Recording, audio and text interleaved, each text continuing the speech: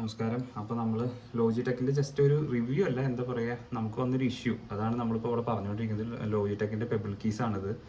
ഇതിലിപ്പോൾ ഇഷ്യൂ എന്താണെന്ന് വെച്ച് കഴിഞ്ഞ് കഴിഞ്ഞാൽ, ഇപ്പോൾ ഇത് ഓൺ ആക്കിയിട്ടാണ് കിടക്കുന്നത്. ഇപ്പോൾ ഇതിൻ്റെ ബാറ്ററി അതാണ്. ഞാൻ പുതിയ ബാറ്ററി ഇട്ട് നോക്കി. ഇത് ഒരു ഡിവൈസിനായിട്ടും ഇത് പെയർ ആവില്ല. ഇത് ബ്ലിങ്ക് ചെയ്യും. ഞാനിത് നേരത്തെ കൂട്ടി കണക്ട് ചെയ്തതാണ്, പക്ഷേ ഡിസ്കണക്റ്റ് ആയിക്കൊണ്ടേയിരിക്കും. ഫസ്റ്റ് ഒന്ന് കണക്റ്റ് ആവും, ഡിസ്കണക്റ്റ് ആവും. ഇതേ ഇഷ്യൂ. ഇതിപ്പോൾ രണ്ടാമത്തെ തവണ ഞാൻ ഈ ഒരു പെബിൾ കീസ് ഞാൻ മാറ്റിയെടുത്തു.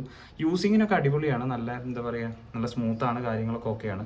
പക്ഷേ കംപ്ലീറ്റ്ലി ഈ ഇഷ്യൂ ആണ്. രണ്ട് ഡിവൈസിന്, ഫസ്റ്റ് ഡിവൈസിന് വന്നപ്പോൾ ഞാൻ കരുതി എന്താ പറയുക, ഇത് എൻ്റെ വന്ന പ്രൊഡക്റ്റിൻ്റെ പ്രശ്നമായിരിക്കുന്നു.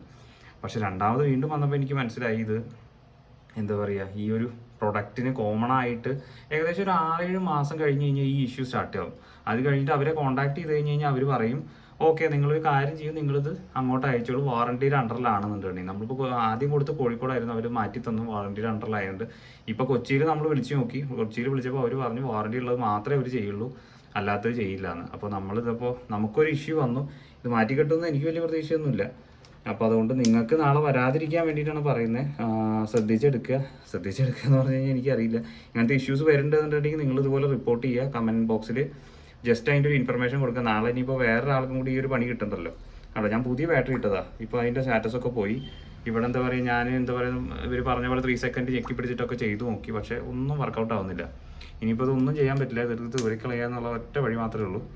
അപ്പോൾ ചെക്ക് ചെയ്തിട്ട് ഇതേപോലെ ഇഷ്യൂസ് വരുന്നുണ്ടെങ്കിൽ നിങ്ങൾ കമൻറ്റ് ബോക്സിൽ കൊടുക്കുക. നാളെ എന്താ പറയുക, ഇതേപോലെ അടുത്ത ആളും കൂടി വിടണ്ടല്ലോ. ഏകദേശം 10-2000 രൂപ അടുത്ത് വിലയുണ്ട് ഈ സാധനത്തിന്. 6 മാസം വർക്ക് ചെയ്യാൻ വേണ്ടിയിട്ട് നമ്മൾ 2000 രൂപയുടെ സാധനം മേടിക്കുന്നതിൽ പ്രത്യേകിച്ച് അർത്ഥമില്ലല്ലോ.